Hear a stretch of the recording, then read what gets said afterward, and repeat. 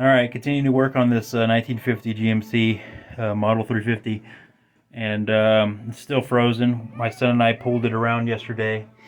I think we were trying to unlock the motor, but I think what's going on is, even though I took the head off and did all that work, I think what's going on is the clutch plate, the clutch disc is stuck to the flywheel. So I'm just pulling this tranny back, and I'm going to go ahead and try to disassemble everything in there. I got the drive shaft pulled out. I'm just now taking this emergency brake off so I can unbolt it. There's this little bracket here with some teeth. It's got two 9/16 bolts on it. That goes right there. And then the emergency brake goes right on the little spindle sticking out there, little bracket. So that's aside. Now I got to take apart this range selector, set that aside, and there's a bolt there and one on the other side, and then there's two down below. I think you get from the inside of the bell housing, and I already have the inspection cover off, so that's where I'm at with that. And then got to pull this back, and then we'll see how much access we can get in there to see if it's. I think it is stuck. Because I got a couple gears it won't go into, so maybe that's my problem. So we'll do that and see where we go from there. Alright, so I'm getting this range selector off. It's really simple actually. It's just one nut there holding it on and one bolt here holding it on this bracket.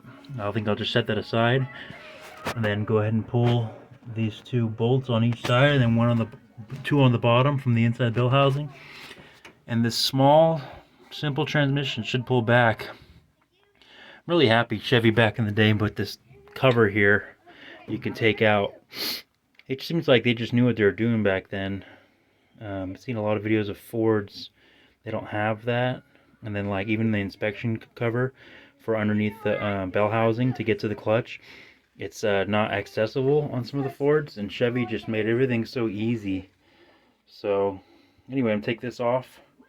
I'm not knocking Ford or anything, I'm just saying that this old Chevy 1950, it just made it so nice and easy to do some things. So alright, I'll get this bracket off and I'll do another video.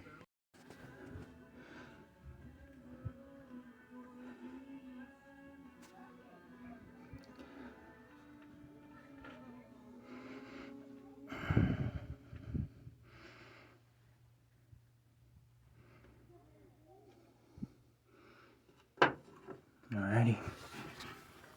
So it just wiggles right off. And that's it. Just those two bolts. This bolt had no nut on the bottom. This one had a bolt going through it with a nut on this side. So that's separated. Guess I can. I don't know if I want to drop it all the way down. Let me see. Take a look. Let's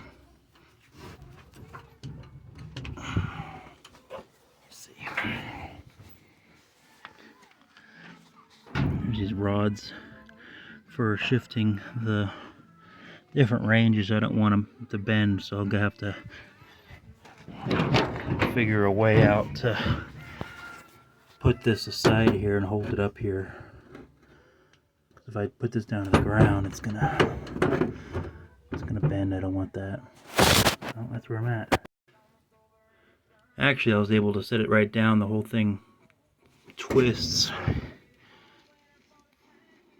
because the linkage. It's got a little joint there, twist there, and then